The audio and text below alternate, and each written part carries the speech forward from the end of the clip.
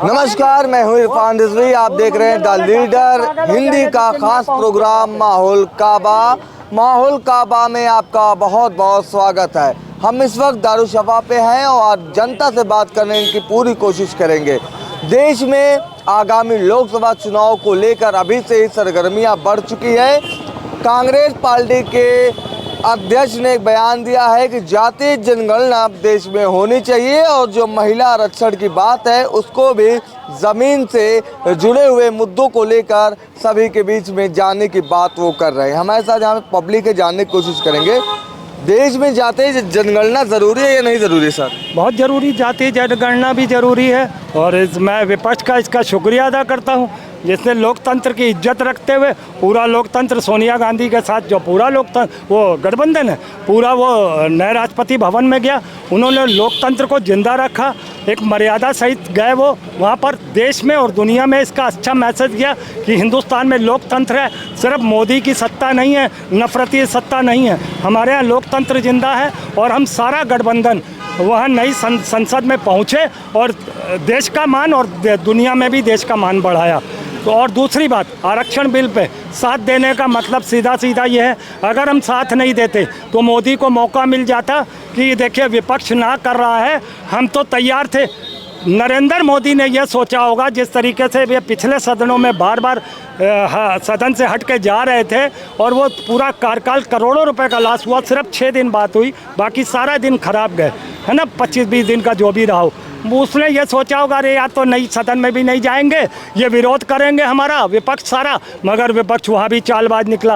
विपक्ष ने जो समर्थन किया वहाँ भी विपक्ष चालबाज निकला, क्योंकि वो जानते हैं नरेंद्र मोदी इस पर कुछ कर तो सकता नहीं। आरक्षण वाले पर अभी जाति गणना जैसी समस्याएं खड़ी हैं, जनगणना जैसी समस्याएं खड़ी हैं, वहाँ पर ये कैसे कर लेगा 8-10 साल पहले, है ना। तो ये कहीं ना कहीं नरेंद्र मोदी की एक चाल थी। और फिर पहला ये विशेष सत्र बुलवा के करोड़ों रुपए का देश का नुकसान किया। तो ये क्या पीछे जो सदन बैठी थी उस पर कर लेता, या बाद में जो आगे सदन बैठनी थी उस पर कर लेता, फिलहाल अभी क्यों लाया। तो इससे देश का नुकसान भी हुआ। और फिर मैंने आप कई चैनलों पे कहा था 18 से लेकर 22 तक कुछ बड़ा घटेगा, है ना, मगर टैटे फिश फुसा हुआ अभी भी तो लोग उम्मीद लगा के बैठे हैं कि कुछ आने वाला है विशेष। नहीं, अभी 2 दिन पड़े हैं, हाँ। करने को तो कुछ भी कर सकता है, मगर जो हालात है उस पर तो नहीं लगता वो कुछ करेगा। UCC में कोई बात नहीं, भारत पर कोई बात नहीं। जब अभी वन नेशन वन इलेक्शन पे वो बात एक देश एक वन नेशन वन इलेक्शन नहीं हुई है ना, उस पर अभी G20 हुआ, राष्ट्रपति के प्लेट पे लिखा गया राष्ट्रपति ऑफ भारत। तो फिर जब कल नया संसद खुला तो भारत की बात क्यों नहीं की प्रधानमंत्री ने। ये धोखेबाज प्रधानमंत्री है, ये सिर्फ और सिर्फ जुमलेबाज लड़ाने वाला प्रधानमंत्री है। और सुनिए, 5 दिन का वो जो नुकसान हुआ वो तो अलग है ना। आप ये देखिए, बोलिए आप बोलिए आप कहीं नाराज हो गए उनको देखकर, आप बोलिए। बीमारी है यार, ये बीमारी कौन है साला। तो मैं यही कह रहा हूँ कि ये कुछ करेगा नहीं, ये सिर्फ मौके का फ़ायदा उठा के चौका लगाने की कोशिश करता है। मगर सोनिया गांधी ने मौके को देखते हुए चौका लगाने का काम किया और वो नई संसद में भी पहुँची और आरक्षण बिल पर समर्थन भी दिया। आगामी लोकसभा चुनाव नज़दीक है, सरगर्मियाँ बढ़ी हुई है। सर एक पक्ष कह रहा है कि जातीय जनगणना होनी चाहिए, अखिलेश यादव ने बार बात उठाई है कि जातीय जनगणना हो ताकि पता चले किस जाति का कौन सा व्यक्ति कितना है। क्या मानते हैं कि जातीय जनगणना देश के लिए ज़रूरी है।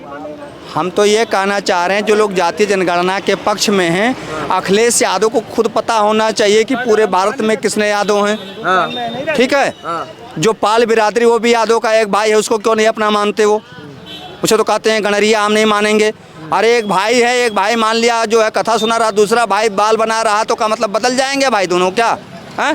तो जो ऐसा लोग कह रहे हैं अपनी अपनी जात की जनगणना खुद करके सरकार को क्यों नहीं बता देते। क्यों सरकारी खर्चे पर जनता के टैक्स का पैसा लगा कर जनगणना क्यों कराना जरूरी है। सरकार का काम क्या है सर। सरकार का जो काम है, सरकार है समाज के और बैठे हुए सारे लोगों के हितों की रक्षा करना, उनके लिए विकास कार्य करना, उनको रोजगार देना, उनको शिक्षा मुहैया कराना, सस्ता दाम पर या फ्री आपका चिकित्सा उपलब्ध कराना है, रोजगार। ये सब चीजें हो रही हैं, ये सरकार का काम है। ये हो रही है देश में। अगर सरकार जनगणना ही करना चाहती है तो आर्थिक जनगणना करे ना भाई, जिससे हम जो गरीब तबके के लोग हैं उनको बराबर का हिस्सा दे सकें।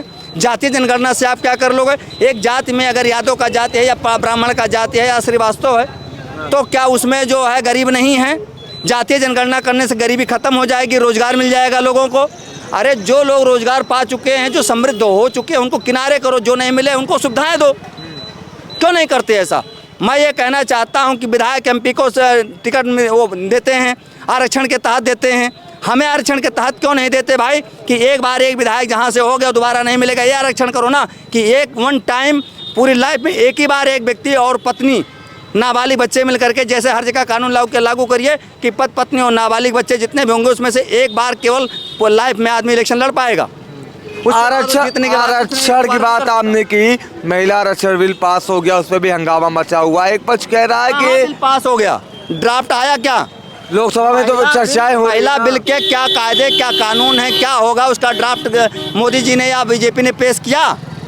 किसने पेश किया इसको? जब ड्राफ्ट ही नहीं पेश हुआ कि कैसे करेंगे क्या नहीं करेंगे, तो उसे महिला बिल क्यों चिल्ला रहे हो? और जिसने पेश किया खुदे कह रहा है 29 में देखेंगे। 29 आप पक्ष में है कि नहीं पक्ष में जातीय जनगणना की, ये बताइए। जातीय जनगणना के पक्ष में हम नहीं हैं, हम सिर्फ हैं आर्थिक गणना के पक्ष में। अगर कराना हो सरकार को तो करावे, और इसके लिए आंदोलन भी करना पड़ेगा तो मैं आंदोलन करूंगा। जातीय जनगणना कराने से समाज में वैमनस्यता फैलेगी। सपोज करिए अगर ब्राह्मण 4% 5% हो गया, अल्पसंख्यक मांगोगे, अल्पसंख्यक का दर्जा दोगे, अल्पसंख्यक का लाभ हमें दोगे? देगी सरकार? जब मैं अल्पसंख्यक हूँ तो अल्पसंख्यक का दर्जा मुझे देंगे? एक सामान्य जाति के लोगों को देंगे? कैसे कराओगे आप? आप वैमनस्यता फैलाना चाहते हो, वोट की राजनीति करना चाहते हो कि हमारा मान लिया यादव 100 मतलब 60,000 है हमारा, तो 60,000 वहाँ हम ले जाके खड़ा करेंगे, ये आसान हो जाएगा। ये लोग ये चाह रहे हैं कि हर विधानसभा वार, हर लोकसभा वार, हर पंचायत वार, हर ग्राम पंचायत वार हमें जातियों का मिल जाएगा, उसी हिसाब से हम वोट की राजनीति करेंगे, जो बिल्कुल गलत है। ये नहीं होना चाहिए। आप जब हमारे संविधान में क्षमता का अधिकार है, जो एक राष्ट्रपति को अधिकार है, वो एक भिखारी को भी अधिकार है, तो वो क्यों नहीं लागू करते ये लोग? ठीक है, आते हैं आपके पास। क्या लागू करें? क्या मानते हैं जातीय जनगणना, जिस तरीके से खड़गे जी ने कहा कि तमाम सारी जनसभाएं होंगी, वहाँ पे इसको मुख्य मुद्दा बनाया जाएगा? क्या आप जातीय जनगणना करा के क्या खड़गे जी के लड़के को आरक्षण देना चाहते हो? क्या मुलायम सिंह जी के यहाँ अखिलेश जी इतना संपन्न का उनको आरक्षण देना, और कोई यादव नहीं है? जो आर्थिक यही सबसे बड़ी इस देश की विडंबना है कि जातियों में बांट करके, जातियों के नेता बन करके, और उन्हीं के पीछे बेचारे जो हमारे कुछ कम पढ़े लिखे लोग उन्हीं के पीछे लगे रहते हैं। और जो मेन चीज़ आर्थिक आधार पे इस देश में जनगणना होनी चाहिए, और आर्थिक आधार पे उनको आरक्षण मिले। जिसको एक बार आरक्षण मिल चुका है, किसी को शिक्षा में मिल चुका है, ये कहाँ की विडंबना है कि 80% वाला वो बाहर हो जाएगा और 40% वाला वो 20% वाला वो जा करके वहाँ पे यहाँ वो करेगा। ये कौन से देश, कौन सा संविधान, कौन सा वो लागू करवाना चाह रहे हो? तो खुद ही ये जो राजनीतिक पार्टियाँ हैं, ये जनता के बीच में लड़ाई करवाना चाहती हैं, मारपीट करवा करके अपनी रेटियाँ 60 साल से सेक रहे थे। अब कुछ थोड़ा काम हो रहा है तो किसकी सरकार में? अब योगी जी की और मोदी जी की सरकार में कुछ काम हो रहा है जनता के हित का, तो एकदम से तो 60 साल का अखिलेश यादव ने बता दिया खाली वो विशेष सत्र ये जो चल रहा है। बताइए, अखिलेश यादव जी के पास 500 करोड़ की संपत्ति है, तो उनको किस आधार पर उनको पिछड़ों का आरक्षण मिलना चाहिए? पिछड़े तो हैं वो। बस यही तो विडंबना है कि 500 करोड़ रुपया है लेकिन पिछड़े का आरक्षण चाहिए, उस फीस में छूट चाहिए और नौकरी में उसको आरक्षण चाहिए। उनके घर में 500 करोड़ रखा है, और जबकि उसको दूसरे उसी जात के दूसरा जो आदमी रिक्शा चला रहा है उसको मिलना चाहिए आरक्षण, ना कि उनको आरक्षण मिले। एक IAS अधिकारी है, उसका लड़का सिर्फ हरिजन है, वो पेपर देने जाएगा तो उसको सरकार की तरफ से वो मिलेगा, टिकट मिलेगा रेलवे का। और एक हाई कास्ट का लड़का साइकिल चला रहा है, रिक्शा चला रहा है, वो अगर पेपर देने जाएगा तो उसको 500 रुपया टिकट लेना पड़ेगा। ये कौन सी विडंबना, किस तरह के देश चला रहे हो? ये सब खत्म होना चाहिए। ये सब खत्म होना चाहिए आर्थिक आधार पे, और इसकी जनगणना होनी चाहिए किसके पास जातीय आधार पे ना हो, आर्थिक आधार पे उसकी जनगणना हो, किसके पास कितना संपत्ति है, कितनी है उसको, और जिसके पास मतलब भर की संपत्ति है उसको हटा देना चाहिए आरक्षण से, और जिनके पास नहीं उनको आरक्षण मिलना चाहिए। और आते हैं, क्या मानते हैं कि जातीय जनगणना जरूरी है या आर्थिक जनगणना जरूरी है? देखिए, पहले जातीय जनगणना हो, उसके बाद आर्थिक जनगणना हो। अच्छा, जातीय जनगणना हो तो क्यों हो? जाति जनगणना जब तक सभी जातियों की जनगणना नहीं होगी कि जातिवार कितने गरीब है कितने हैं, कैसे आप उनका बंटवारा करोगे? जाति जनगणना कैसे बंटवारा करोगे? कैसे आप दोगे? हिंदुस्तान में सबसे सिर्फ बड़ी बात है, देखिए जहाँ तक ये कह रहे हैं कि जो बड़े लोग हैं, जो जाति हटाई दो, हर बिरादरी हर क्यों नहीं जाति- कानून बनाते? हाँ, कानून संसद में बना के- कानून पास करें कि जात हर खत्म जात- करते हैं हर संसद जात- में। जात खत्म करके सुनिए, हर जात के जो गरीब हो, जो संसद जिनको में जरूरत पास है उनको करें ना, जरूरतमंद को पहले जरूरत- संसद में पास करवाएं बिल। तो करें संसद में पास करें। हाँ तो वो ये करना समाप्त चाहिए, कराओ। समर्थन करते हैं आप हाँ, इसका? इसका हम समर्थन करते हैं। बताइए। पहले जो है संसद में जाति जो है खत्म करें, उसके बाद हम मान लेंगे। लेकिन जब तक कि जाति जिंदा है तब तक जाति जनगणना होना अति आवश्यक है। बिना उनके जो है आप उनका हिस्सा नहीं दे पाएंगे। कौन से कितने जात के हैं, जैसे कहते हैं ना, जितनी जिनकी संख्या भारी उतनी उनकी हिस्सेदारी। तो कैसे देंगे आप, किस आधार पर देंगे? दूसरी बात, चंद लोगों के पास, समझे आप, 99.8% लोग गरीबी बेबसी लाचारी में जी रहे हैं।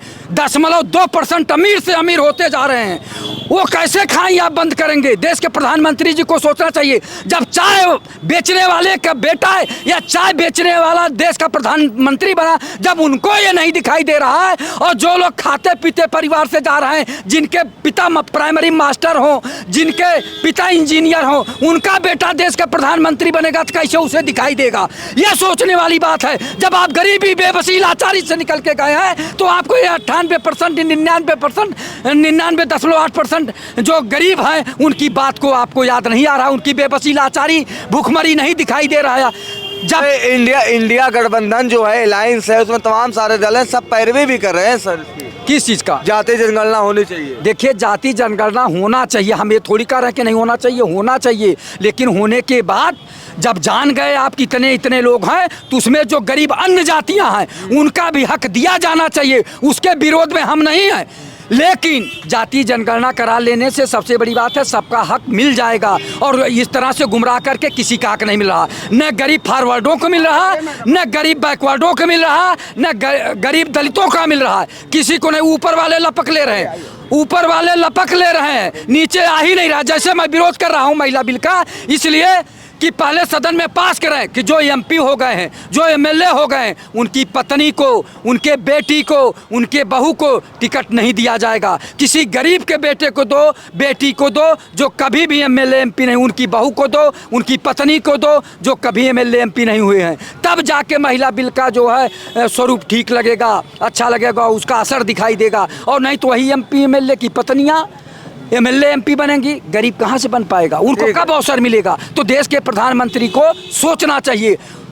अन्य नहीं सोच रहे थे तो वो राज परिवार से आए थे, उनके बाप दादा देश के प्रधानमंत्री थे, वो स्वयं में राजे रजवाड़े की तरह आए थे। लेकिन आप तो गरीबी बेबसी लाचारी से आए थे। आप तो चाय बेचने वाले के बेटे थे और चाय स्वयं बेचे थे। तो विश्वगुरु बन रहा है, तब क्यों नहीं जो है गरीबी बेबसी लाचारी पे ध्यान दे रहे हैं?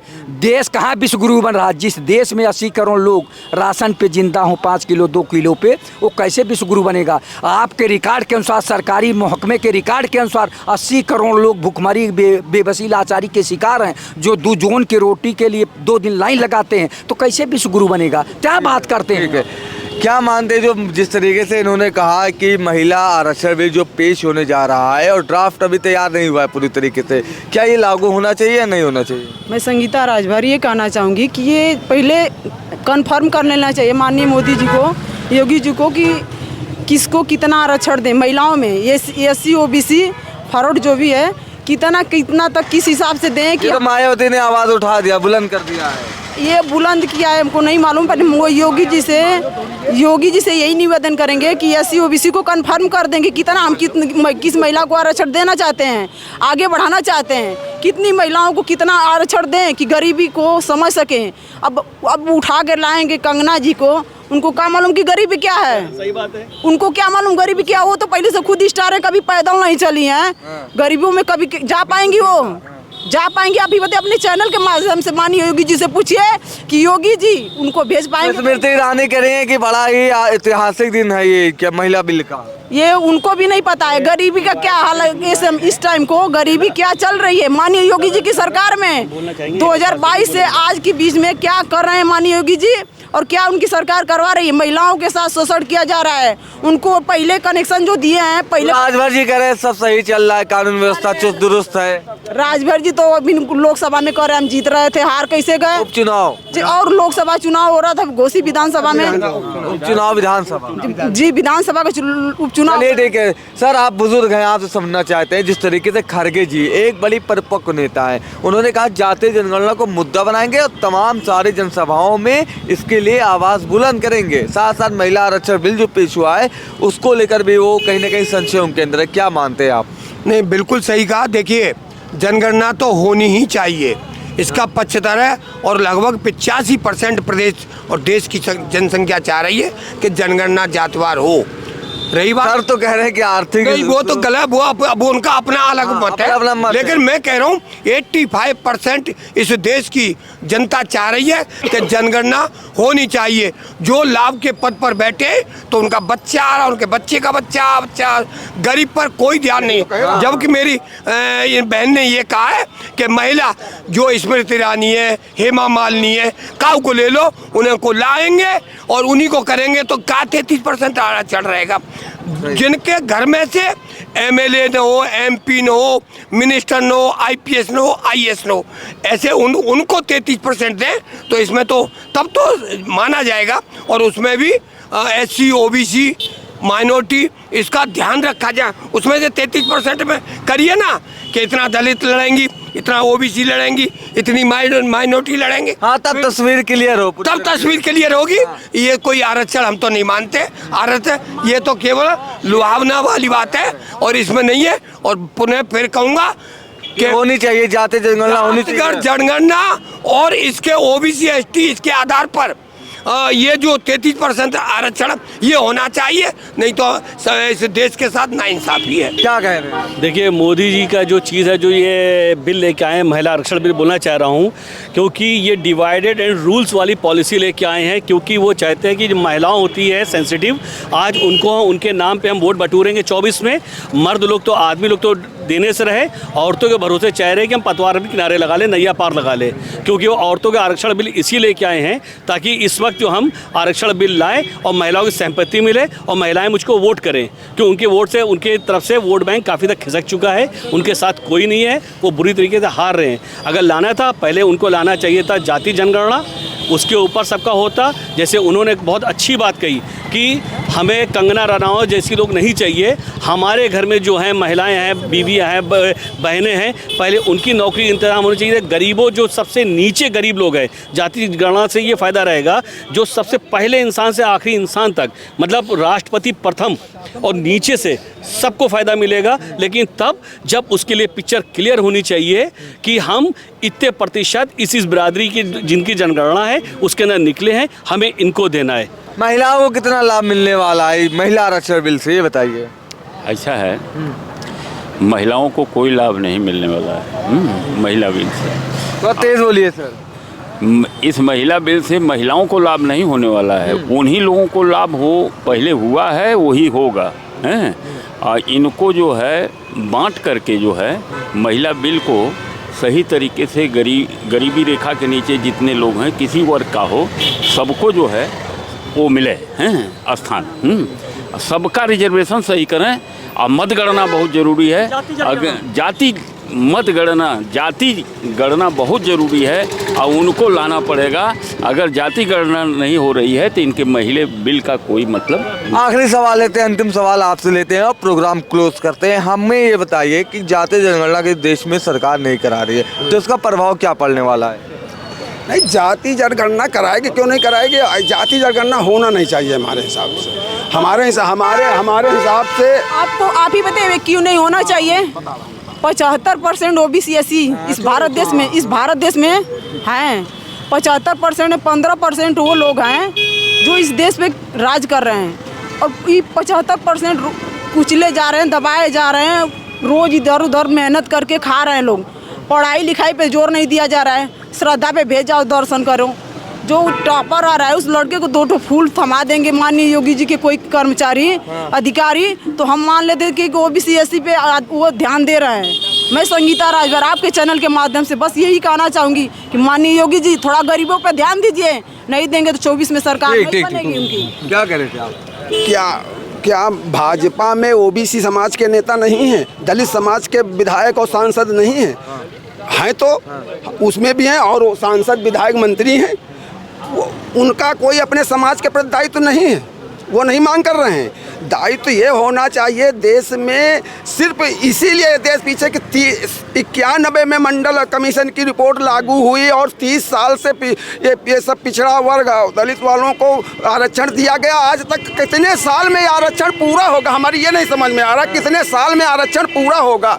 अरे इस तरह से तो फिर वो आरक्षण वो आरक्षण दिया गया जो 27% का आरक्षण दिया गया, क्या सबसे निचले तबके का आदमी उस बिरादरी का पाया उसका लाभ? सब बड़े बड़े के घर के लड़के ही नौकरी पा गए, पिछड़ा वर्ग के।